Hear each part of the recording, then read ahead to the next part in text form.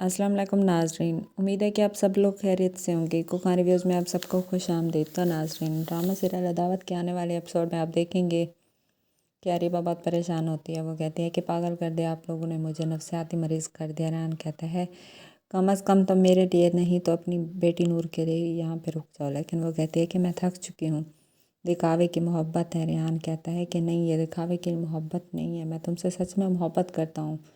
वो कहती है कि मियाँ बीवी का रिश्ता सिर्फ एक कमरे में रहने का नहीं होता। मुझे आपको जितना बर्दाश्त करना था मैंने कर लिया, लेकिन मुझे सुकून चाहिए जो कि आपके साथ रह के मुझे नहीं मिल सकता।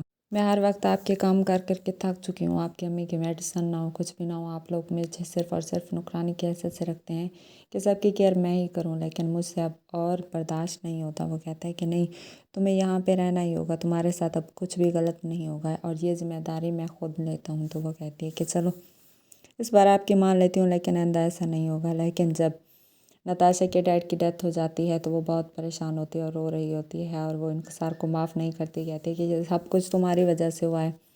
अगर तुम बेबी बाजी को कंट्रोल करते और तुम्हारी बीवी तुम्हारे कंट्रोल में होती तो आज ये दिन ना देखना पड़ता। वो कहता है कि मैं मजबूर हूँ, मैं बहुत थक चुका हूँ, लेकिन असद के कहने पे मैंने उसे बार बार माफ़ किया, लेकिन अब मैं उसे माफ़ नहीं कर सकता।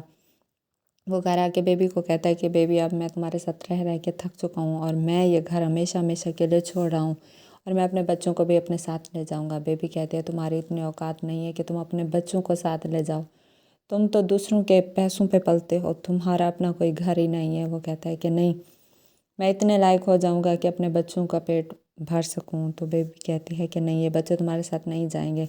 बच्चे कहते हैं कि वो सिर्फ़ और सिर्फ अपने बाबा के साथ ही रहेंगे, क्योंकि उन्हें पता है कि बेबी एक खुद गर्ज लड़की है। वो बेबी को कहता है कि तुम्हारे बच्चे तुम्हारी तरबियत लेंगे, इसलिए बेहतर होगा मैं उन्हें अपने पास रखूं और वो अच्छी तरबियत हासिल करें। अगर वो तुम्हारे साथ रहे तो मेरे बच्चे बहुत ख़राब हो जाएंगे। वो कहती है कि नहीं, मैं इन्हें तुम्हारे साथ नहीं जाने दूंगी। लेकिन जब बच्चे चले जाते हैं अपने बाबा के साथ तो बेबी रो रही होती है।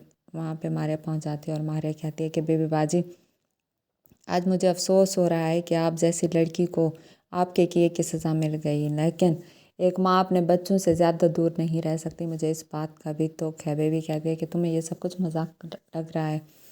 वो कहती है कि नहीं, मेरे रास्ते में आपने कितने कांटे बिखेरे हैं और अब आप खुद देखें कैसे कांटों भरे रास्ते में खड़ी हैं। आप मुझसे झगड़ा मोल करना चाहती हैं, लेकिन ऐसा नहीं होगा क्योंकि अब आपके बच्चे भी आपको छोड़ के चले गए हैं।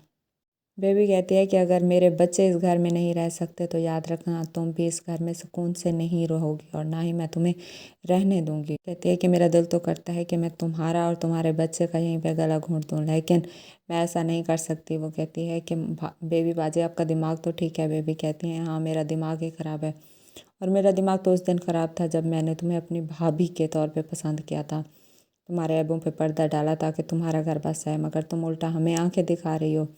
मेरे भाई को अगर तुम्हारी सच्चाई मालूम हो गई, वो तुम्हें इस घर में एक मिनट भी नहीं बर्दाश्त करेगा। वो कहती है कि तुमने मेरे साथ अच्छा नहीं किया मारिया, तुमने मेरे भाई को मेरे खिलाफ़ कर दिया, अब सब घर वाले मुझसे नफ़रत करते हैं।